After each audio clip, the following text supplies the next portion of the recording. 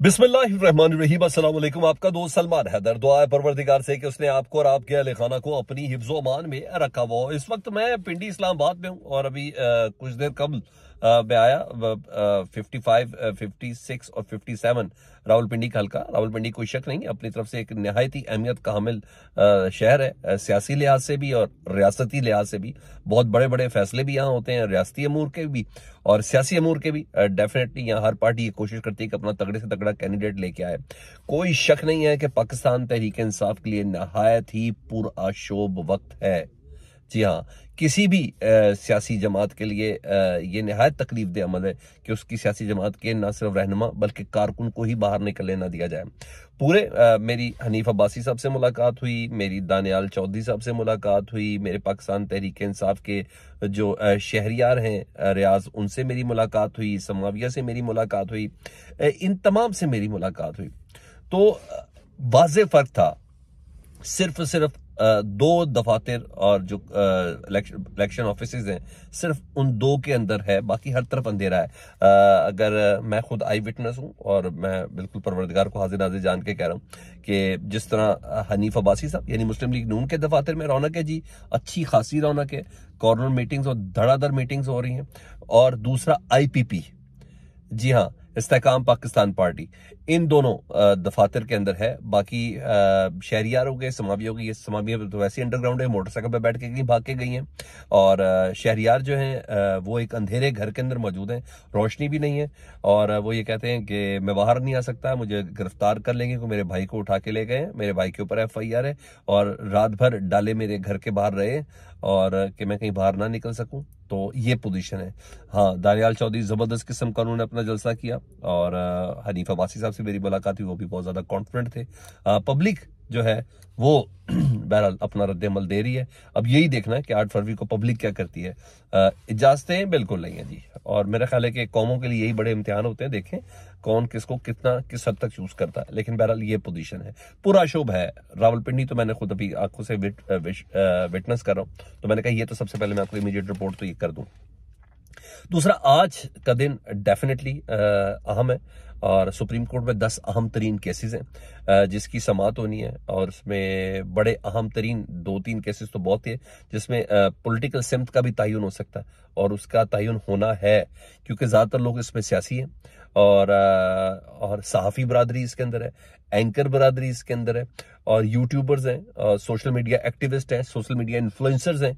जी हाँ, वो तमाम है जिनको FIA ने नोटिस दिया हुआ है। तो आज काजी फायजिया साहब ने सॉर्ट ऑफ खुद नोटिस दिया हुआ है। 3 रुकनी बेंच उनका ये समाअत करेगा जिसमें उनके 2 चहीते सहाफी भी मौजूद हैं जिनको FIA की तरफ से नोटिस जारी किए गए हैं। और ये भी इतलात है कि ये ओपन कोर्ट हेयरिंग होगी और इसको TV पे बराह रास्त चलाया जाएगा इस 3 रुकनी बेंच की इस समाअत को, जिसको काजी फायजिया साहब हेड करेंगे। और ये भी इतलात है कि इसमें वो तज़हीक आमेज क्लिप्स भी चलाएंगे FIA के प्रोसिक्यूशन की तरफ से, जो ये बताएंगे कि किस बिना पर हमने इन तमाम साफी और एंकर हजरात को, तकरीबन 68 हैं जिसमें 47 के करीब साफी हैं, इन तमाम को हमने ये नोटिस जारी किए हैं। तो देखें क्या होता है। काजी फायजी साहब आज अदालत अपनी लगाते हैं, माफी दिलाते हैं कि आज इन सबको नोटिस जारी करते हैं। लेकिन बहरहाल जो कुछ भी है, तो आज बाकायदा तौर पर 2 दिन पहले काजी फायजी साहब ने कहा था बरोज पीर मैं 3 रुकनी बेंच इस केस को सबसे पहले देखूंगा। तो ये है। दूसरा केस जो अहम तरीन है वो सिविलियंस का फौजी ट्रायल के हवाले से, उस फैसले के ऊपर आज वो रिव्यू है और क्योंकि उस केस की समाअत होनी है और जारी बात है 9 मई के हवाले से पाकिस्तान तहरीक इंसाफ के जो कारकुन है या जो कुछ भी है वर्कर्स है, उनके ऊपर जो 9 मई के हवाले से ट्रायल चल रहा है फौजी अदालतों में, उसके ऊपर आज बाकायदा दरखास्त है जी। जस्टिस तारिक मसूद साहब की सरबराही में 6 रुकनी बेंच है वो इस दरखास्त की समाअत कर रहा है। और पहले आपको पता है कि इतनी इजाजत मिल गई है कि फौजी अदालतें 103 अफराद का ट्रायल कर सकती हैं लेकिन हुक्म नहीं दे सकती, यानी फैसला नहीं दे सकती। तो कहा जा रहा है कि 103 अफराद के ट्रायल मुकम्मल हो चुके हैं फौजी अदालतों की तरफ से और सिर्फ हुक्म देना बाकी है। और आज attorney general of Pakistan supreme court में 6 रुकनी बेंच के सामने, जिसकी सरबराही जस्टिस तारिक मसूद साहब कर रहे हैं, उनसे ये इजाजत मांगने की कोशिश करेंगे कि जनाब बाकायदा तौर पर फैसला सुनाने की इजाजत भी दी जाए इन 103 अफराद की। तो आज इजाजत मांगी जा सकती है। यह अहम तरीन केस है। लाहौर हाई कोर्ट का एक केस है जिसकी सीनियरिटी के हवाले से वो सुप्रीम कोर्ट में है। कासिम सूरी साहब ने तहरीक अदम एतमाद को नामंजूर किया था ना सुप्रीम कोर्ट में, मुस्तरद की थी, सॉरी कौमी असम्बली में। तो उस सिलसिले में सदर पाकिस्तान डॉक्टर आरिफ अलवी साहब, इमरान खान साहब और असद कैसर पर आर्टिकल 6 लगाने के हवाले से एक दरख्वास्त दी गई थी जी। उस दरख्वास्त पर आज 5 रुकनी बेंच समाअत कर रहा है। और इंटरेस्टिंग चीज यह है कि जस्टिस मंसूर अली शाह साहब इस आर्टिकल 6 के हवाले से जो दरख्वास्त है इमरान खान, आरिफ अलवी साहब और असद कैसर साहब, उस पर वो समाअत करेंगे जी। उनकी सरबराही में ये 5 रुकनी बेंच है जो समाअत करेगा। अख्तर मेंगल साहब के कागजात नामजदगी मंजूर जो हुए उसके ऊपर भी दरखास्त है, वो भी एक होनी है। तो यहाँ तो ये पोजीशन है। दूसरा एक बड़ा बारीक काम भी चल रहा है जी। पाकिस्तान तहरीक इंसाफ ने कल रैलियां निकाली, आपको पता है इमरान खान साहब का हुक्म था, और जो रैलियों का हाल हुआ, उन रैलियों से पहले जो गिरफ्तारियां हुई तो वो तो सबने अपनी आंखों से देखी भी, और मैं खुद भी विटनेस कर रहा था, मैं सड़क पे था। लेकिन कराची में ना पुलिस और पीटीआई वर्कर्स के दरमियान जारी झड़प हुई थी, जिसमें एसएचओ साहब जख्मी होते, खातून कांस्टेबल भी जख्मी थे।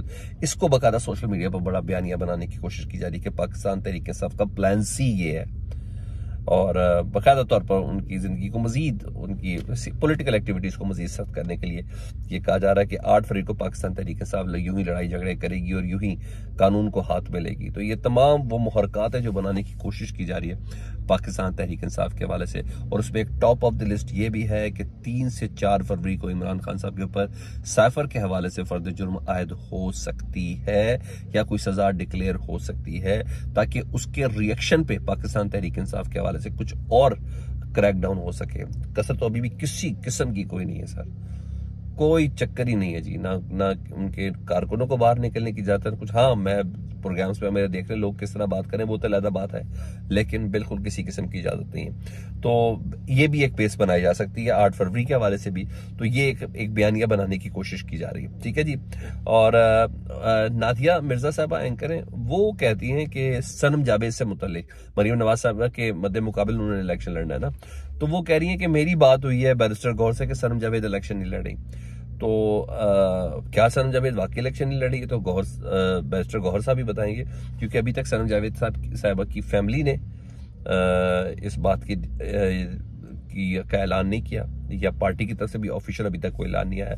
लेकिन नादिया मिर्जा साहबा ये कह रही हैं कि सनम जावेद की इलेक्शन नहीं लड़ी। अगर ऐसा है तो फिर तो मरीम नवाज साहबा के लिए इलेक्शन बड़ा जबरदस्त हो गया उनके हल्के में, तो बल्कि इलेक्शन उनके लिए बहुत ज्यादा आसान हो गया।